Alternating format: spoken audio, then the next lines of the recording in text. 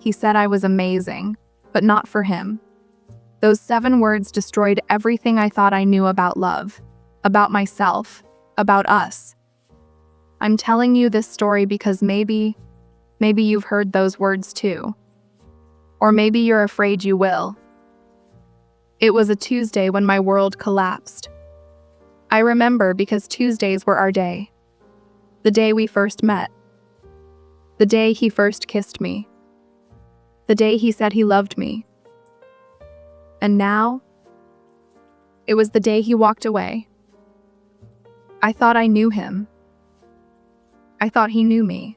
But sometimes the person you love most becomes a stranger in a single conversation. This is how it happened. This is how 3 years became nothing more than a memory that haunts my empty apartment. It started like all great love stories do, unexpectedly. I was 28, working at a small marketing firm downtown. He was the new graphic designer. Dark hair, quiet smile, the kind of guy who noticed details others missed. Our first conversation was about coffee. He said the office coffee tasted like regret. I laughed so hard I snorted. Most guys would have been embarrassed for me. He just smiled wider. I like your laugh, he said. It's honest. That word, honest, it would come back to haunt us later.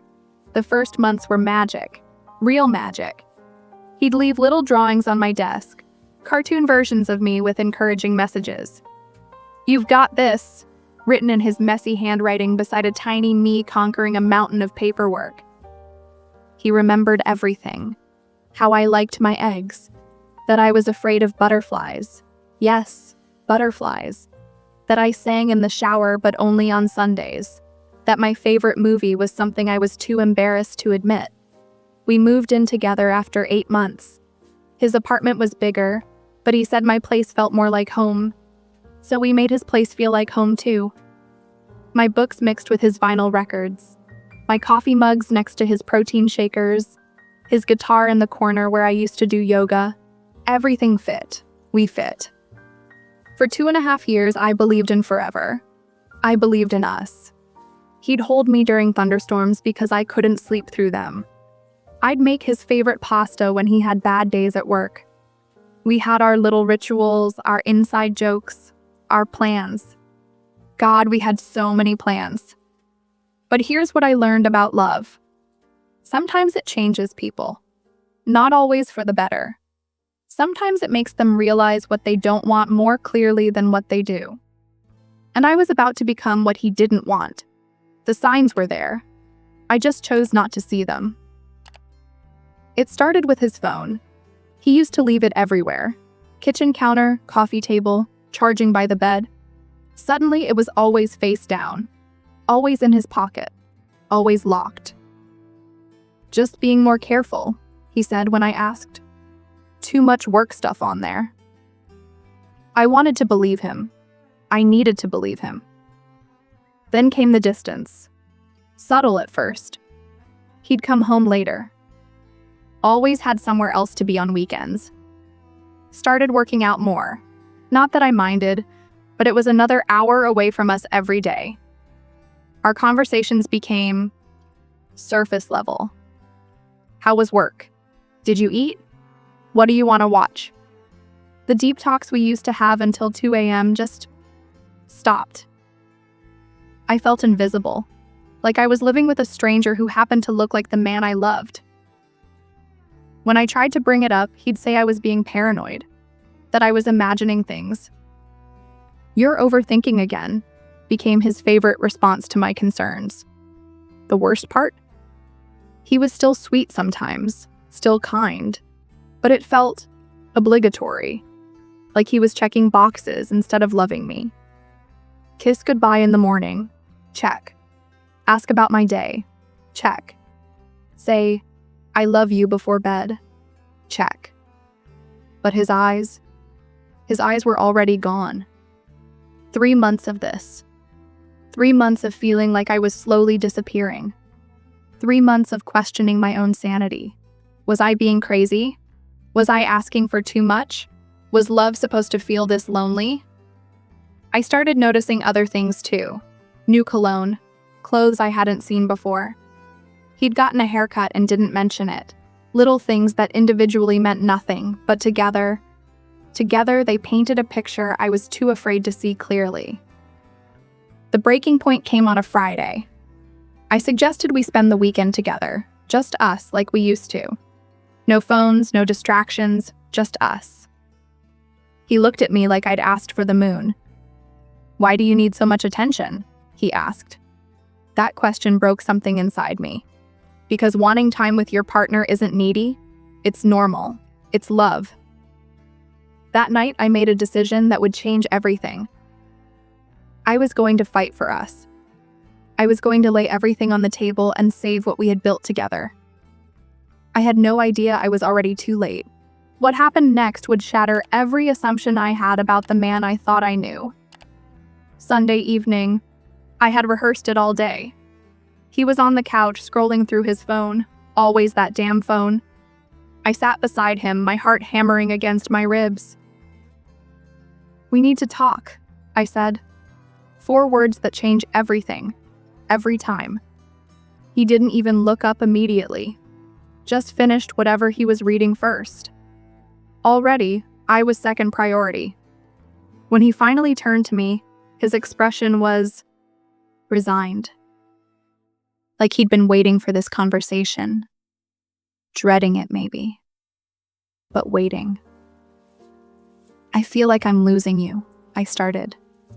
"Like we're losing each other, and I don't understand why." He was quiet for so long I wondered if he'd heard me. Then he set his phone down, face down, of course, and looked at me with those eyes I used to love so much. "You're not losing me," he said. But even as he said it, he was pulling away, literally, moving to the other end of the couch. Then what's happening to us? Because this isn't us. This isn't what we used to be. That's when he said it. The thing that still echoes in my head at 3 a.m. when I can't sleep. Maybe this isn't working anymore. 6 words.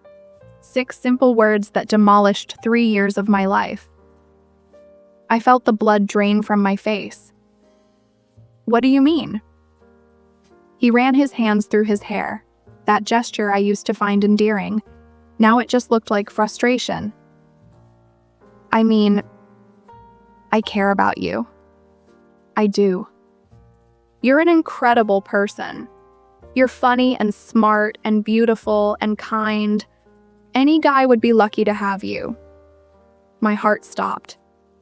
Because I knew what was coming. That "but" was hanging in the air like a sword about to fall. "But?" I whispered. "But I don't think you're the right person for me." The right person, not the right person for him. After 3 years, after all our plans, after all our promises, after all the ways I had molded my life around loving him, I wasn't the right person. "I don't understand," I managed to say. "If I'm all those things, if I'm incredible, then why?" He looked at me with something that might have been pity. Pity. From the man who used to look at me like I was his whole world. "Sometimes people can be perfect and still be wrong for each other," he said. "It's not your fault. It's not anyone's fault.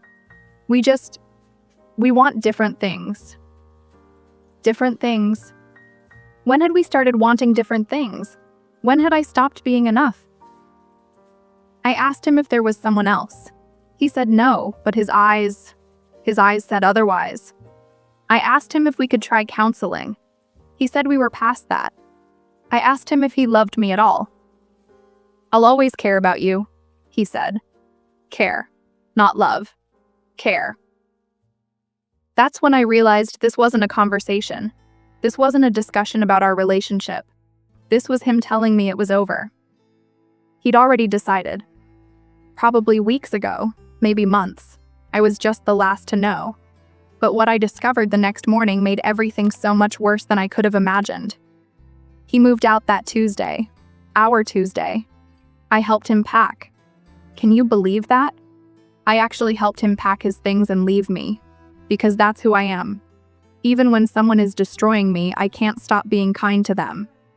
He took his guitar, his vinyl records, his protein shakers, left behind a drawer full of my things in his dresser, things I'd forgotten were even there, a hair tie, a phone charger, a book I'd been meaning to finish. The silence after he left was deafening. I'd gotten so used to the sound of him. His keys in the bowl by the door, his coffee maker at 6 a.m., his music while he cooked dinner. Without those sounds, the apartment felt like a tomb. That first night, I slept on the couch. Our bed, my bed now, felt too big, too empty, too full of memories of Sunday mornings and whispered conversations and the way he used to pull me closer in his sleep. I kept his pillow for 3 weeks before I finally threw it away. The worst part wasn't the big things. It was the small things. Making coffee for one. Buying groceries for one. No one to text when something funny happened at work. No one to share the stupid little moments that make up a life.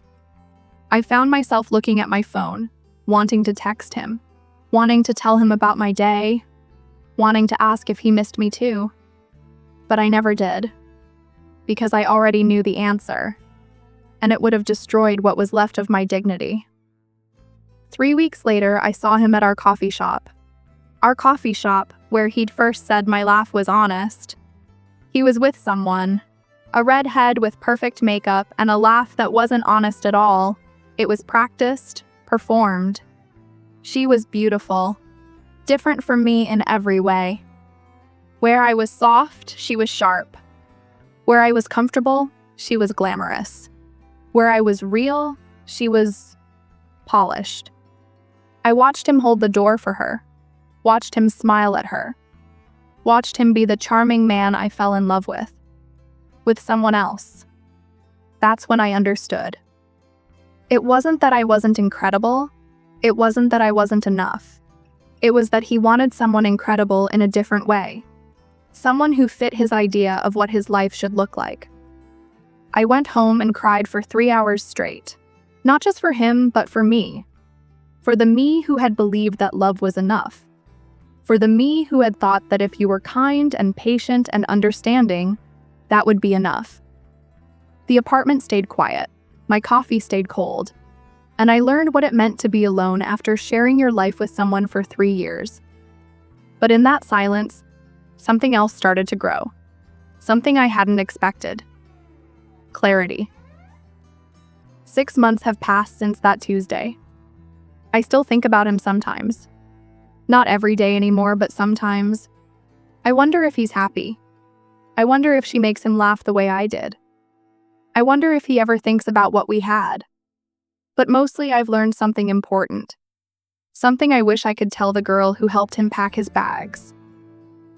Being incredible isn't enough if you're being incredible for the wrong person. And being not right for someone doesn't make you wrong for everyone. He taught me that I could love someone completely and still not be chosen. That's a hard lesson, but it's an important one. Because now I know that I want someone who chooses me not despite who I am, but because of who I am. I've started laughing honestly again. Not for anyone else, just for me. I've started making plans that don't include anyone else's dreams. I've started remembering who I was before I became half of us. The apartment isn't quiet anymore. I play music while I cook dinner, for one, but that's okay. I've made new traditions, new rituals. I sleep in the middle of the bed now. I take up space. I'm not grateful for how it ended. I'm not grateful for the pain, but I'm grateful for what came after. For learning that I can survive losing someone I thought I couldn't live without. For learning that my worth isn't determined by someone else's ability to see it. Sometimes love isn't about finding the right person. Sometimes it's about becoming the right person for yourself. He said I was incredible, but not for him. And you know what? He was right. I am incredible. I'm honest and kind and resilient and brave. I'm all the things he said I was. I just needed to learn to say it myself. He ended our story, but he didn't erase the best parts of me. Those belong to me now. And someday I'll share them with someone who knows they're lucky to have them. Someone who knows that I'm not just incredible, I'm incredible for them.